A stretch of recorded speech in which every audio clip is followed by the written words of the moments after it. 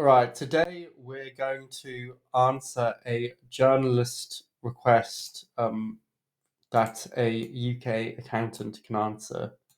In this case, we're pitching a journalist who writes regularly for the BBC, so we have a chance to get a feature in the BBC, which obviously would be nice. So the way I found this is I just Googled an exact, so in quotes, so an exact match search. I'm looking for an accountant journal request, and I scroll down to Emma Woollacott on Twitter and found this. Looking for a junior accountant or apprentice working in accounting and working in auditing who can give me a quote about how the job has changed because of AI. Must be someone junior, I'm afraid. Now, admittedly, this was ages ago, so the answer will have been given, but I'm going to just pretend that she's done it like today. And freelance journalist often writes for BBC, Forbes, back onto private eye, IT Pro, so it could be for any of those outlets. So I've gone on to Guerrilla Accounting. I've gone onto the LinkedIn page and found like a junior person who is Justina Bugenet. Bugenet. Yeah. So here's what I've done. This is the question. I'm looking for a junior accountant or apprentice working in auditing who could give me a quote about how the job is changing because of AI. Hi, Emma. I'm writing in response to your journal request asking for junior accountants to talk about how AI has changed. I'm going to put auditing best practices. Quick intro. My name is Justina Gente, and I'm an accountant with 22 months experience. I currently work in auditing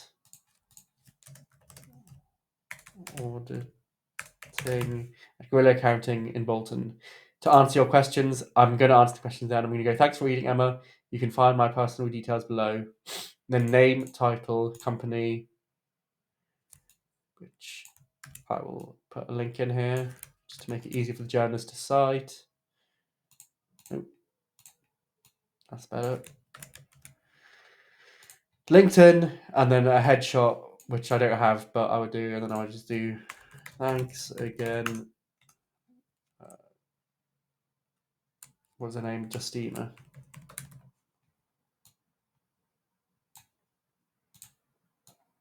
Cool. So to answer your question, so I go onto Google and I go, how has AI affected auditing, accounting? Understand the process from transaction, AI technology. So I'm going to open that. I'm going to open that. I'm going to open that. Ooh. Open that. Okay.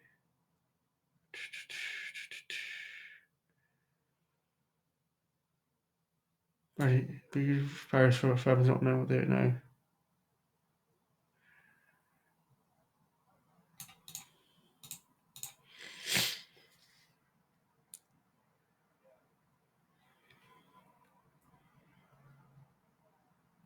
But this is about like, okay, that's not really that relevant.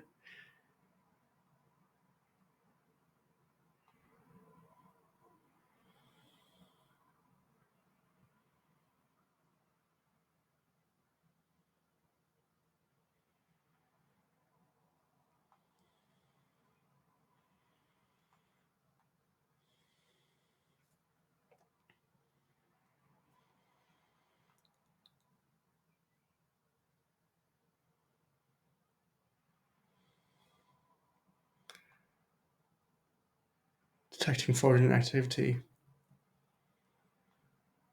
Assessing risks. Increasing efficiency.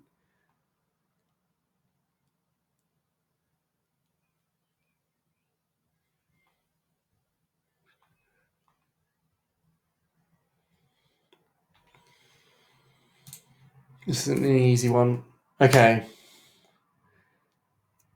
I'm going to do a headline. So I'm going to go with the angle that AI has not actually affected the auditing process too much because auditing is very precise and AI can make a lot of mistakes. So AI has affected auditing less than you might imagine. And I'm going to put that in bold and line it. And then I'm going to put in a quote, I am generally discouraged from using AI tools in the auditing process by my superiors because AI tools have a tendency to hallucinate, give made up results for basic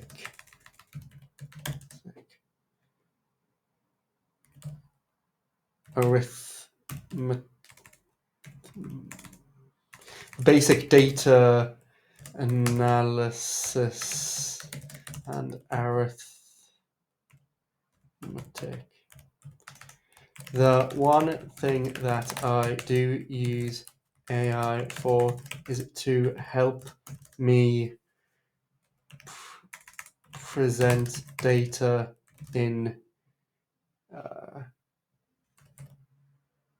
uniform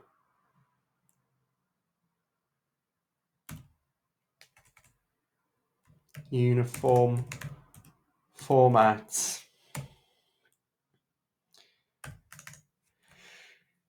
rather than doing any analysis. I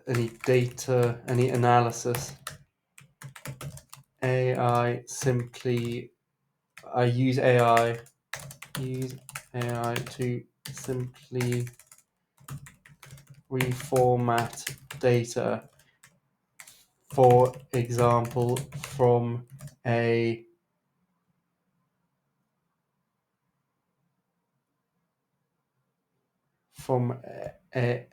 an ordered list into a table. AI basically tasks that are simple copy and paste jobs, which is a lot of my work. Sadly, I automate with AI. So I just want to give that a read. I'm generally discouraged from using AI tools in the auditing process, but by my superiors, because these tools have a tendency to hallucinate, give made up results for basic hallucinate even with basic data analysis and arithmetic tasks. I'm generally discouraged from using AI tools in the auditing process by my superiors. I'm going to just delete that. The auditing process, because these tools have a tendency to hallucinate, give made up results, even with basic data analysis and arithmetic tasks. One thing that I do use AI for is to help me present data in uniform format. Rather than doing any analysis, I use AI to simply reformat data. Full stop. For example, changing data from being presented in an ordered list to being presented in a table. Basically, tasks that boil down to simple copy and paste jobs, which is a lot of my work. Sadly, I automate with AI.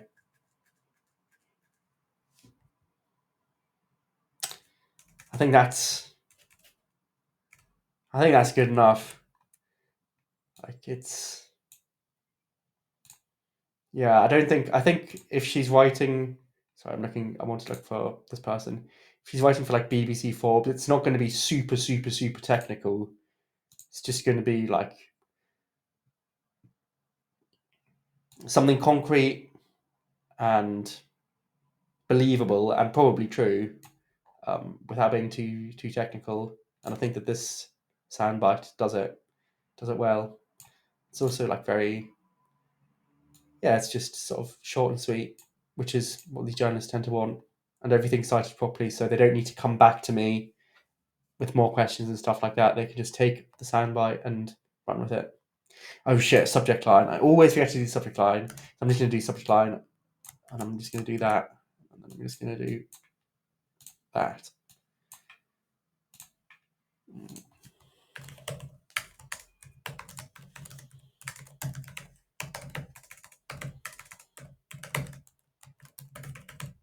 So there we go. That's that.